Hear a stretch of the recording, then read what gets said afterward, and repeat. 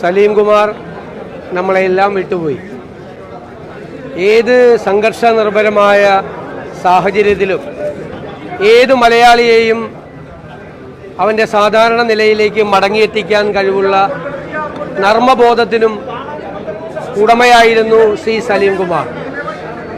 മലയാളിയെ സംബന്ധിച്ചിടത്തോളം അവൻ്റെ വീടുകളിൽ, ഗ്രഹസദസ്സുകളിൽ എപ്പോഴും അവരെ സന്തോഷം നിർഭരമാക്കുന്ന ഒരു മുഖമായിരുന്നു സലീം കുമാർ.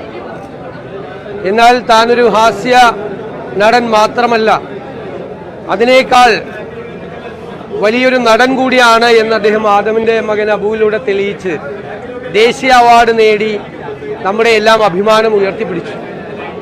മലയാളിക്ക് ഒരിക്കലും മറക്കാൻ കഴിയാത്ത മുഖവും ഭാവവുമാണ്. നമുക്കറിയാം, നമ്മുടെ സാമൂഹ്യ മാധ്യമങ്ങൾ വന്നതിന് ശേഷം സാമൂഹ്യ മാധ്യമങ്ങളിലെ നിറഞ്ചാർത്തിയ തമാശകളുടെ എല്ലാം കൂടെ സലീം കുമാറിൻ്റെ തമാശ കൂടി ചേർത്തിട്ടാണ് ചെയ്യുന്നത്. കാരണം മലയാളിക്ക് ഹാസ്യം എന്ന് പറഞ്ഞാൽ അതിലൊരാൾ പഴയ തലമുറയിലെ അടൂർ ബാസിയെയും ബഹദൂറിനെയും പോലെ മലയാളിയുടെ ഒരു പുതിയ കാലത്ത് സലീം കുമാർ അതിൻ്റെ കൂടെ ഉണ്ടായിരുന്നു. എനിക്ക് വ്യക്തിപരമായ നഷ്ടമെന്ന് പറയുന്നത് എനിക്കൊരു സഹോദര തുല്യനായ ഒരാളെയാണ് അക്ഷരാർത്ഥത്തിൽ നഷ്ടപ്പെട്ടിരിക്കുന്നത്. ഞാനിവിടെ തെരഞ്ഞെടുപ്പിന് മത്സരിക്കുന്ന കാലം മുതൽ, പറവൂരിൽ വന്ന കാലം മുതൽ അദ്ദേഹവും അദ്ദേഹത്തിൻ്റെ കുടുംബവുമായിട്ടുള്ള വലിയ ആത്മബന്ധമുണ്ട്.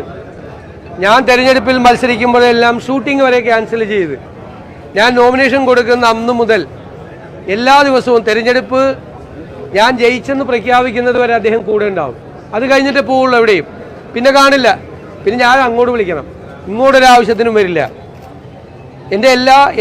ഞാൻ മത്സരിച്ച എല്ലാ തെരഞ്ഞെടുപ്പുകളിലും എൻ്റെ ഓഫീസ്, തെരഞ്ഞെടുപ്പ് കമ്മിറ്റി ഓഫീസ് ഉദ്ഘാടനം ചെയ്തിട്ടുള്ളത് ശ്രീ സലീം കുമാർ. അവസാനമാകുമ്പോൾ പറയും എൻ്റെ അവകാശമാണെന്ന് പറയും. ഞാൻ പറയും ഞാൻ വേറെ ആരെയും വിളിക്കില്ല, സലീമിനെ മാത്രമേ വിളിക്കുകയുള്ളൂ എന്ന് പറയും.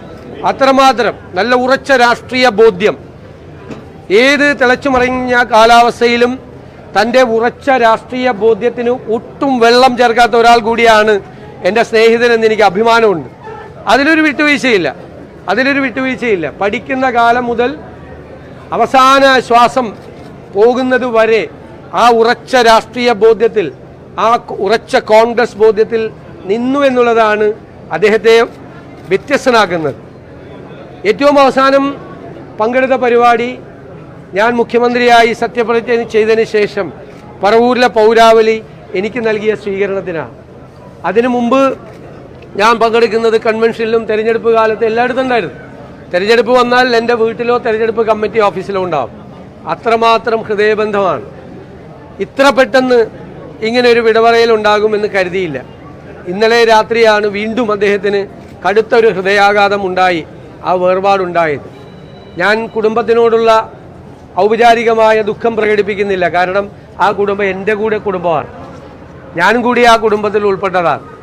അവരെ എല്ലാവരെയും ഞാൻ ചേർത്ത് നിർത്തും, ഞങ്ങളെല്ലാവരും ചേർത്ത് നിർത്തും. ഒരു കാര്യമില്ല, ഇവിടെ എല്ലാവർക്കും ഉണ്ടായ പ്രയാസത്തിൽ, ദുഃഖത്തിൽ ഞാൻ പങ്കുചേരും.